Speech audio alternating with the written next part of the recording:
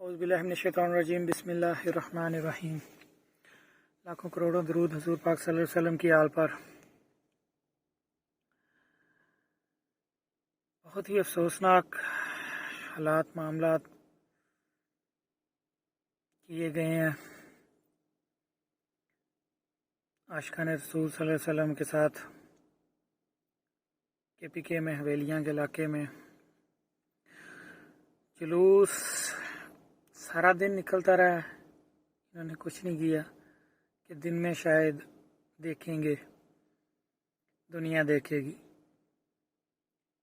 کیونکہ ٹوٹل جو میڈیا ہے وہ بھی اس پر ابھی کیا بتاؤں کہ کس حد تک گر چکا ہے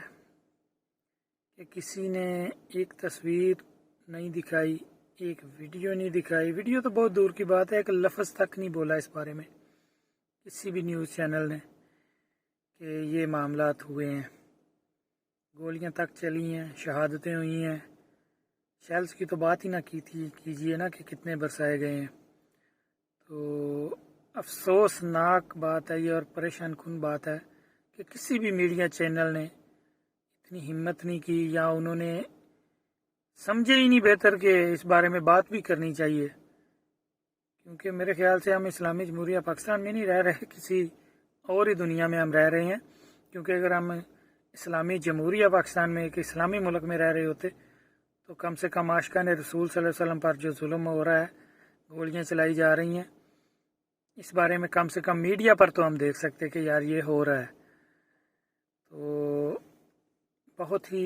پریشان کن اور افسوسناک بات ہے یہ جو میڈیا کا عمل ہے۔ چند یوٹیوبرز دکھا رہے ہیں، چند، وہ بھی سارے نہیں، جو نہیں دکھا رہے یا جنہوں نے اس بارے میں بات نہیں کی وہ گلا پھاڑ لیتے ہیں اپنا چند مخصوص پارٹیوں کے بارے میں بات کرتے کرتے، تو گلے خشک ہو جاتے ہیں ان کے، لیکن یہاں پر آ کے ان کی بھی زبانیں بند ہیں۔ تو ایسے یوٹیوبرز پر بھی جو ہے نا افسوس ہے ان کی سوچ پر کہ اس بات پر یا ایسے معاملات پر جو کہ پاکستان میں ہو رہے ہیں ان کی زبانیں خاموش ہیں۔ جو دکھا رہے ہیں ان کو سلام ہے،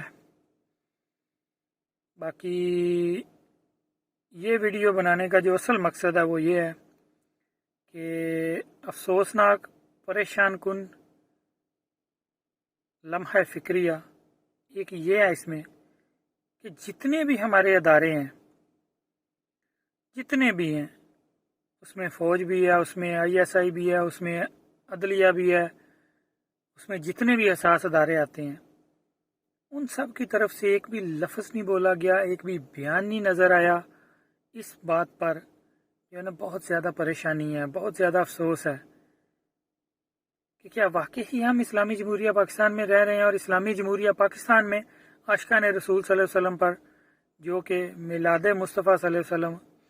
کے سلسلے میں آپ سرکار صلی اللہ علیہ وسلم کی آمد کی خوشی منانے کے سلسلے میں جلوس نکال رہے تھے، ان پر سیدھی گولیاں چلائی گئی ہیں، اور اس بارے میں کسی نے کچھ نہیں بولا۔ یہ پریشان کن بات ہے ہمارے لیے، پاکستانیوں کے لیے، اسپیشلی مسلمانوں کے لیے، کہ پاکستان میں رہتے ہوئے ہم حضور پاک صلی اللہ علیہ وسلم کی بات نہیں کر سکتے، آپ سرکار صلی اللہ علیہ وسلم کی آنے کی خوشی نہیں منا سکتے۔ تو کیا یہ ہم ایک اسلامی جمہوریہ میں رہ رہے ہیں؟ بہت ہی تشویشناک اور افسوسناک بات ہے یہ کہ کسی بھی ادارے کی طرف سے ایک بھی بیان نہیں آیا، ایک بھی نوٹس نہیں آیا، ایک بھی بات نہیں آئی اس بارے میں۔ تو یہ جو چیز ہے نا یہ کم سے کم میری سمجھ سے تو بالا تر ہے کہ ایسا کیوں ہو رہا ہے۔ تو خدا کے لیے ریکویسٹ ہے یہ ان سب اداروں سے کہ اس چیز کا نوٹس لیں، دیکھیں یہ کیا ہو رہا ہے ملک پاکستان میں۔ تو حق بنتا ہے آپ کا، آپ جن عہدوں پر بیٹھے ہوئے ہیں، حق بنتا ہے آپ کا ان ایسی چیزوں کا نوٹس لینا۔ اگر کوئی سیاست کے نام پہ نکالے جلوس، ریلی، لانگ مارچ، ان سب کو اجازت ہے، ان کو سیکیورٹی بھی دی جاتی ہے، اور میرا جسم میری مرضی والی آئیں ان کو بھی اجازت ہے، ان کو بھی سیکیورٹی دی جاتی ہے۔ کوئی اور جلوس، حتیٰ کہ یہ شیعوں کے جو جلوس نکلتے ہیں یہ بھی، ان کو بھی سیکیورٹی، پہلے ہی روڈ بند کر دیے جاتے ہیں، روٹ دیے جاتے ہیں۔ تو انہوں نے تو جو روٹ تھا اسی کے مطابق جو ریلی نکالی، اور جہاں پر اختتام پذیر ہونی تھی وہاں سے تقریباً 3 کلومیٹر پہلے انہوں نے ریلی ادھر ہی دعائے خیر کر کے ختم کر دی اور واپس آ گئے، کیونکہ جو حالات آگے ان کو نظر آ رہے تھے نا، جو معاملات وہ کچھ اور ہی نظر آ رہے تھے۔ بقول حافظ سعد حسین رضوی صاحب کے، میں کوشش کروں گا کہ ان کی ویڈیو بھی اس کے ساتھ لگا دوں جو انہوں نے وہ بیان دیا ہے کہ ان کو جو حالات آگے نظر آ رہے تھے وہ کچھ اور ہی نظر آ رہے تھے، جس وجہ سے انہوں نے یہ فیصلہ کیا کہ یہیں پر ریلی ختم کریں، ہم ملک کو کشیدگی کی طرف نہیں لے کر جانا چاہتے، یا جیسے حالات یہ پیدا کرنے چاہتے ہیں جو آگے کھڑے ہوئے ہیں ویسے حالات ہم ملک میں پیدا نہیں کرنا چاہتے۔ وہیں پر 3 کلومیٹر بقول ان کے، انہوں نے ریلی وہیں پر ختم کر کے وہاں سے واپسی شروع کر دی، اعلانات کر دیے کہ ہم دعائیں خیر کر کے یہاں سے واپس جا رہے ہیں۔ وہاں سے